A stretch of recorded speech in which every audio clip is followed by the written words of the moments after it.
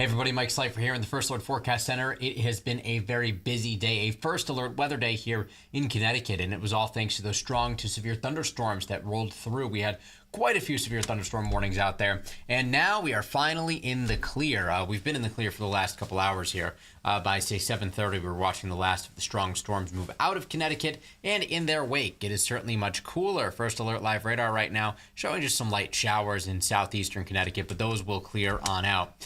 We'll take you on this loop over the last 6 hours. Watch as the storms developed and, as expected, sort of formed that line of storms, that squall line, and moved through the state. And they packed a punch as they did so. Certainly some very impressive thunderstorms across Connecticut. We had a wind gust of 49 miles an hour in Bradley, and unfortunately we are talking quite a bit about hail. Here's a picture from Ingrid in Norfolk, and also wind damage. So the storm reports map starting to fill up a little bit. The most impressive hail, a confirmed report of golf ball size hail out of Sterling. That storm report coming in from the National Weather Service in Boston just a few minutes ago. And all of those little tree icons you see are tree damage related to thunderstorms. And we unfortunately will likely see more of those pop up. So we'll be watching the storm reports as the night goes on. Our coverage on the WAX at 10 and on Channel 3 at 11 will really be focused on the post-storm damage that we're still experiencing and is still being reported across Connecticut. So we did end up with just a little bit of sunshine at the end of the day. Marissa snapped this picture of a double rainbow in Lebanon. Look at the reflection off the water, really beautiful. And since then, temperatures have certainly dropped quite a bit. Compared to yesterday, about 5 to 15 degrees lower, putting many towns in the low and mid 60s right now. When you step outside, you can really feel the difference in the air. Temperatures today did peak in the mid and upper 80s. Bridgeport and Chester both made it to 90 degrees. We did not make it to 90 officially for the Hartford area, so our tally stays the same. We'll take you live to our iCam here in Torrington. This is looking off to the west. You can almost see just a little bit of a glow there. These are some of the latest sunsets that we see all year long. And here's our iCam view right now in Hartford. Looks like there's still a little bit of lingering cloud cover. We will see the clouds clear rather quickly as the night goes on. Our iCam view in Middletown showing similar conditions right now. And temperatures are certainly dropping back. Good news is that if you're traveling now for any 4th of July plans, the roads are much quieter than they were earlier. Winds are calm, 67 degrees from our iCam view right now in New Haven, and we'll finish off with our iCam view in New London, where the ferry loading docks here are still wet. So we picked up quite a bit of rain from this, in some cases up over an inch. But we didn't have much of a flooding concern because, as we had mentioned, the storms were moving so quickly.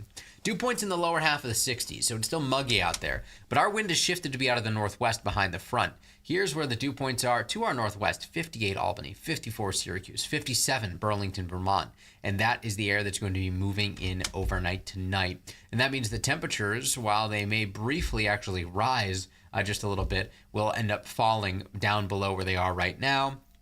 We'll bottom out in the upper 50s and low 60s inland. Not out of the question that some towns in Litchfield County end up in the mid 50s. Very comfortable out there tonight. Along the shoreline, we will see temperatures in the lower half of the 60s. Certainly cooler, and skies will become clear. We'll take you town by town here as temperatures fall into the, or rather rise tomorrow into the mid and upper 70s across the Litchfield Hills. And we'll be back close to the mid 80s throughout the greater Hartford area. Lower 80s expected throughout Tolland County and into the quiet corner. So this is seasonable for this time of year, maybe even a couple degrees below where we typically would be. Shoreline highs likely between about 80 and 85 degrees, and that's the case even for inland parts of our southern 4 counties. So exactly what you would expect for July 4th, maybe just a couple of upper 70s in the mix. But the selling point to tomorrow is not just the temperature, but the fact that it will be sunny. Full sunshine all day long. Cookout, good to go. Parades, good to go. Fireworks, good to go. Wherever your 4th of July plans take you, you'll be free to enjoy. High pressure builds in behind the front, and this is what's going to help to keep us dry tomorrow. By Saturday, it starts to move offshore, shifting our wind to be more of a southwest direction. And that is ultimately going to help to bump temperatures up throughout the course of the weekend, and eventually humidity levels too. But let's not discount how nice it'll feel out there tomorrow. Dew points will be between about 50 and 55 degrees, really just a stunning day, a top 10 weather day, if you will. And then dew points start to climb back up Saturday into Sunday and especially into Monday and Tuesday. So still comfortably warm out there Saturday, muggier by Sunday, turning muggy to downright humid later Monday and especially on Tuesday. And that's going to fuel our next chance for some thunderstorms. Your first alert to some storms out there Tuesday. Models in pretty good agreement that we'll see the risk for some thunderstorms out there later in the day. So we'll be watching this pretty closely. At this point in time, it looks like while we could see an isolated storm on Monday, Tuesday will be the more active day. And you can see that spelled out here in our first alert 7-day forecast. If you think tonight's comfortable, wait till tomorrow night. Temps will be in the 50s across the state, climbing back up into the upper 80s inland on Saturday. We're going mid-80s along the shoreline. Lower 90s Monday and Tuesday inland, upper 80s along the shoreline, turning humid. There's that isolated storm risk Monday. By Tuesday, greater confidence in some storms, especially in the afternoon and evening. And then Wednesday, we'll see temperatures back in the mid-80s. A brief break before, you guessed it, another chance for some storms on Thursday. That disturbance off the Georgia coastline right now still being monitored by the National Hurricane Center. Medium chance of tropical formation here in the next week. So what this means is that there's a chance that it could actually end up named. The next name on our list for the Atlantic hurricane season is Chantal.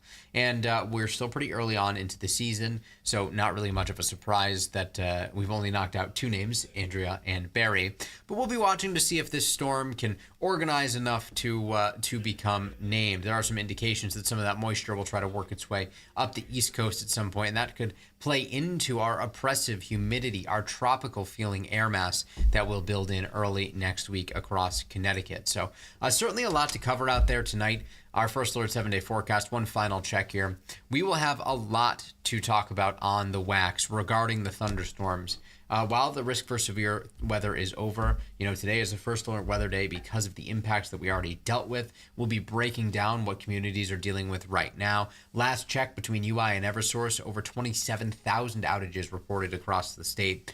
Trees were reported down. Unfortunately, that impacted roads, and there was even an injury with a tree that fell on a car in Trumbull.